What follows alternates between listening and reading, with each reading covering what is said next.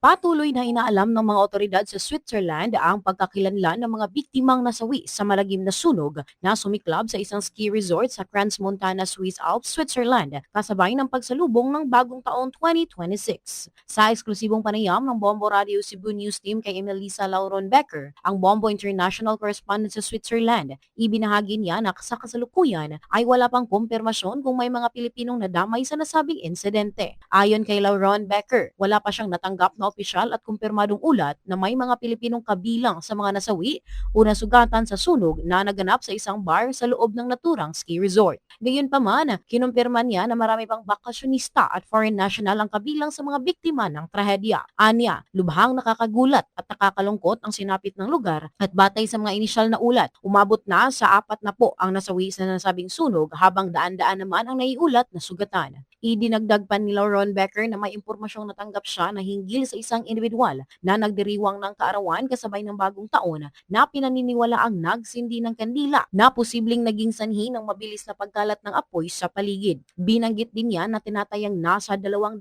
katao ang nasa loob ng resort nang mangyari ang insidente, dahilan upang maging mas mataas ang bilang ng mga biktima. At sa kasalukuyan, mahigit 100 pa ang patuloy na ginagamot dahil sa mga natamong pinsala. Wala pang balita na mayroong mga Pilipino na nadamay o nasama doon sa aksidente na nangyari sa ski resort sa Valles. Sa balita na narinig namin dito na may mga kasamang ibang nasyonal or mga bakasyonista galing sa ibang bansa. If specific na sasabihin na Filipino na nakasama, wala akong narinig na ganun.